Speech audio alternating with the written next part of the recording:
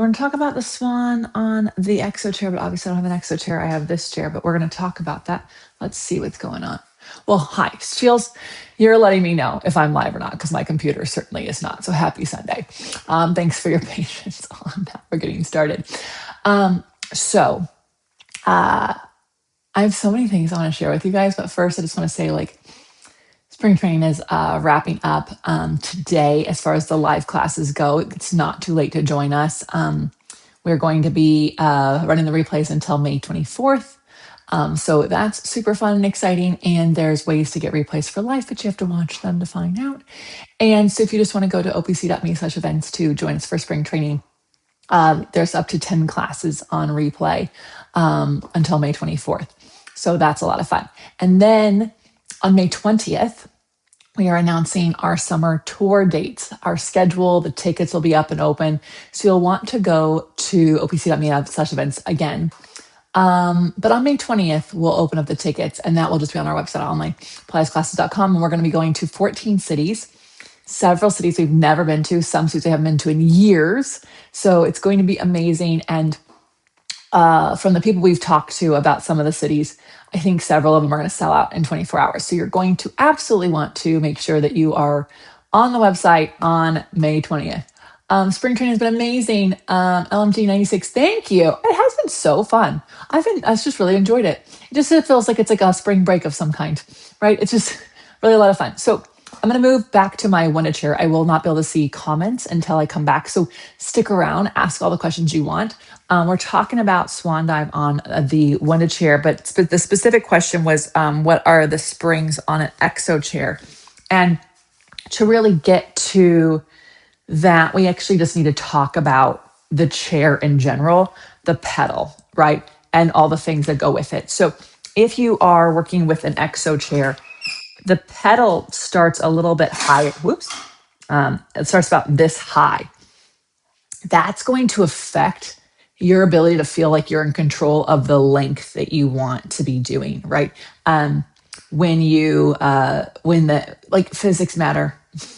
I really wish I could go to physics class for a Pilates instructor, but I'd have to take all the physics, right? So the angle of this pedal pushing you up is going to make you feel like you're sliding around. So you're probably going to want a sticky pad. The other thing is you might want not such a heavy spring, because if it's too heavy, it's going to feel like it's going to push you off, right? So one middle is the ideal. On an EXO chair, I typically err on the side of one middle being a 2, and I move to a 3 if I think someone needs it. So one spring on a 2. And if I think that it's not enough support, then we're going to go to one spring on the 3. Okay. Now on an EXO chair, I actually don't really play with the 4 a lot. I use the 4 if someone is taller, has more body abundance, they need a little bit more support. But because of the angle of the pedal, that 4th hook is quite heavy. And depending on what the exercise is, dismount and mounting can be scary, a little bit on the dangerous side. So, all right, I will show you the exercise and then why I kind of play with a middle and a top, even for myself. So when this is my one middle, and you'll see that my pedal starts a lot lower than an EXO chair does. Then you want to get to Swan Dive from your swan. So most people, you see how my body wants to be in an extension. I have to really find a tall back. And you would do your 3 pumps here. Oh, I'm still going into an extension there. So it's so tempting. Then you would come up to this extension. And then from here, you would lift the legs to lower yourself down and lift your chest. And lift the legs and lift the chest. And lift the legs and lift the chest. So I'm only bending the elbows because I need the space so I can keep diving, right? Now, that didn't feel like I had enough support today, right? I mean, it kind of was good, but I think I'd like to compare it to a one top. And these are things sometimes you have to do, right? Like depending on your practice, some spring changes will happen because they're needed. And so you're given ideals in manuals because it's a good place to start from. It's hard to say, you can do whatever you want. So this is a one top. So this is already a heavier spring for me to work into my pumps and then resist here. And now I have to lift my legs in that resistance. But because the spring's a little heavier, I feel a little bit more in control when I'm down. So for me, and just the weight of my legs, right? We have to remember, like, I'm mostly legs. Having that heavier spring allows me to have something to go against the weight of my legs coming up. So I share that with you because I'm just going to come up closer so I can see what's going on. I share it because I think we go, well, so-and-so used a spring on a bottom, so that's what I should be using. But maybe so-and-so is 4'11".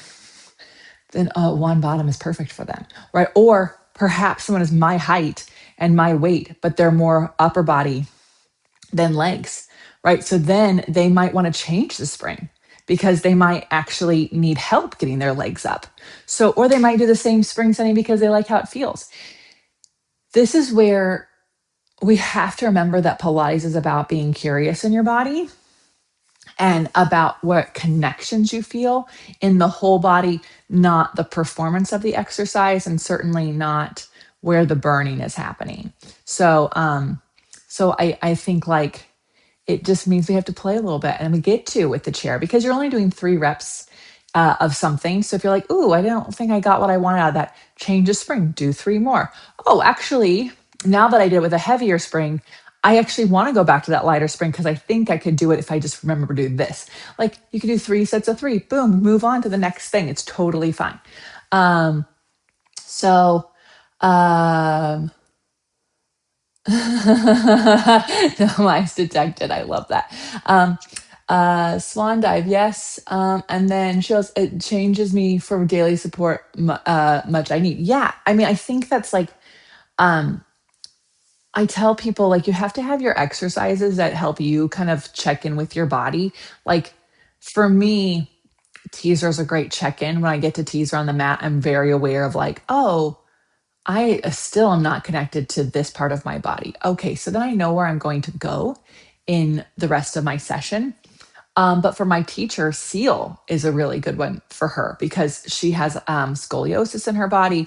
And so when she does seal, it really lets her feel like, okay, I got what I needed out of this and I can go work on this stuff. Or, oh, I need to go do X, Y, and Z. And, with the rise of, like, and look, OPC teaches classes. That's what we do. We're not able to do Joe's gyms with you online, right? We can't put that as a recording for you to do. That's not a thing. You have to, you have to have some guidance when it's an online accessible class. So we try really hard, and we were talking about this in spring training yesterday, we try really hard to take themes to help you find connections so that when the theme changes, if you found that connection, you can take it to the next theme, right? Not every cue is going to work for every body. And not every spring setting is going to be accurate.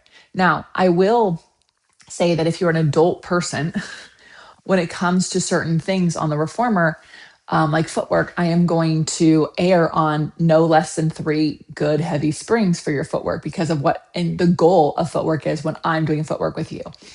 That said, if there's knee issues, hip issues, back issues, of course, we're changing that. But if we have any of those things going on, unless you have a really good awareness of your body, you being in a general class for the average person is probably not ideal, right? You have to have awareness and advocacy for yourself. You have to be able to say, I know she said 3, but I know I need 2, and then you do 2 with confidence. I know that we're supposed to be doing this, but I can't do that, so I'm doing this. Shields is a great example of that. She's giving her body the recovery that it requires and doing what is possible. And so what I would say to anyone who's, like, trying to do this one on the EXO chair or in any chair, 1, how is your extension anywhere else? How is your arm back connection anywhere else? How long are you getting in your lower back? So the extensions in your thoracic. How much hamstring and glute do you feel in your pull straps?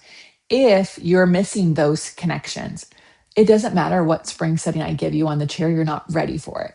Because the swan dive on the chair is going to be one of the most complicated swan dives you'll do. It's going to be one of the hardest ones to do. It's going to feel like you're going to slide off and like crash on your face. If you do that, you were definitely not on the right spring setting. You were definitely not listening to your body. You were kind of using your legs and momentum. You know, I really will say, like, if you're truly ready for an exercise in Pilates, you can't hurt yourself. And so I don't give swan dive to people on the one chair unless I know that they can control it on the spine corrector, because there's nothing to stop them. They have to be able to control it from their center.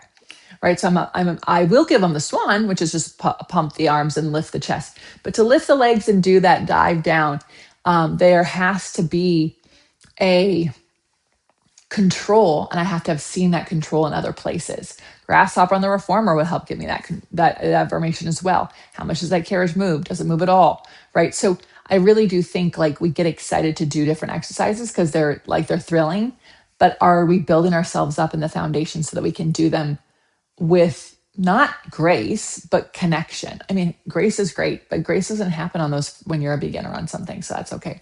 Regressing swan can help too. Absolutely. My goodness. You know, not every day is going to be the day that you go for a PR. Like, I really do find it interesting how in Pilates, we have this impression that we have to do every exercise that we did last week today. You know, even in my weight training, there are deload weeks. There are weeks where I do just less weight, more reps. There's weeks where I do warm-ups that have nothing on the bar. Like, there's all these different things so I can listen to my body and I can give it what it needs. Pilates should be the same way. So we have to have those foundations. If you feel that footwork, the 100 roll-ups, single leg circles, rolling like a ball are easy, you are not connected fully. You're not, because every time I do a single leg circle, I can only do 3 of them. That is all I can do. I was talking with people who've done my mentorship program. I was like, if you can do more than 3 coordinations, like, there's something wrong in your coordination, because when you learn it, you'll do 8 to 10 because you're learning it. You're learning the layers, you're learning all the parts. But once you know the choreography, if you're fully connected when you do it, it is quite impossible to want to do more than 3 without like, oh my God, this burns everywhere. This hurts everything. It feels like so good and awful at the same time.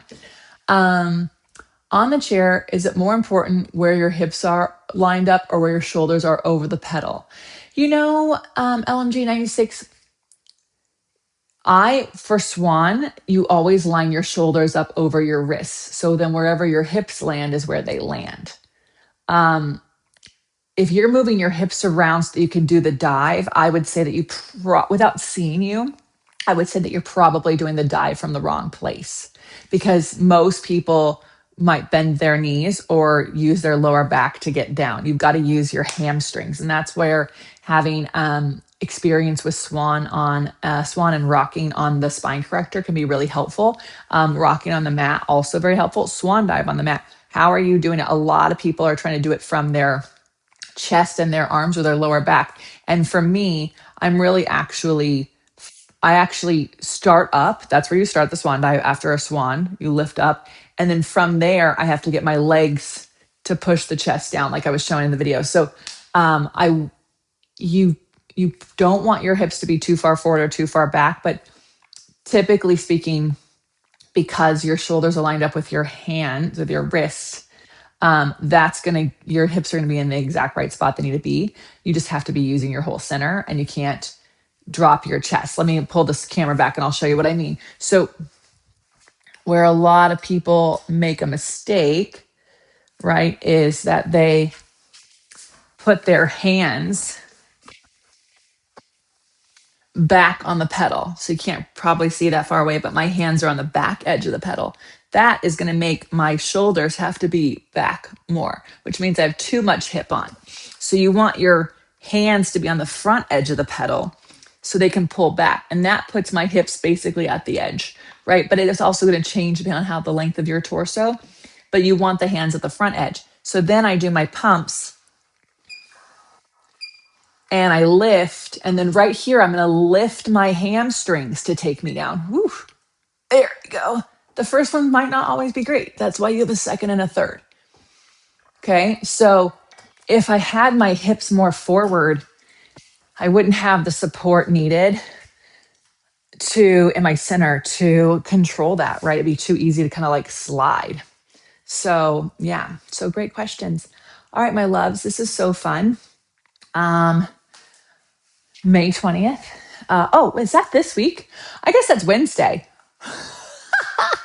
So Wednesday, we open tickets up for a summer tour. So make sure that you're watching our website and our Instagrams for the summer tour tickets, because like I said, they will sell out quite fast. And we're doing 14 cities on this summer tour. So make sure that you grab yours right away. Tell your friends. If we're coming to a place near them, it would mean the world to me to meet them in real life. And in a couple weeks, I'm going to announce a couple other wait lists you're going to want to be on, or you're going to have friends who are going to want to be on. So make sure you're watching this space, because Sunday's YouTube Live is where I'm going to announce that wait list. I don't know if it's going to be this coming Sunday, but Sunday I'm going to be doing it. So in the next couple of weeks, I'm hoping it's next Sunday. But we got a lot to talk about with summer tour, so it might be the first one of June. Okay, take care of yourself and each other. Get your Pilates practice in. Join us 10 a.m. Pacific time is spring training today on the tower, and then I forget which time I'm at, but I'm in the afternoon doing our mat one. It's not too late to sign up. Go to onlinepilatesclasses.com. Thank you all. Oh, I'll see you at the tower, Shields. And thank you all for watching and telling your friends to subscribe to this channel. I really do mean it. I want this channel to hit 100,000 subscribers. To do that, I have to ask you guys every single Sunday to tell a friend to hit subscribe. If they are interested in Pilates, I don't care what their background is, this is the channel for them to get the information they need to do the exercises that they want to do. And I really believe in what we're doing, and I just want your help with that. So thank you so much. I'll see you next week. Bye.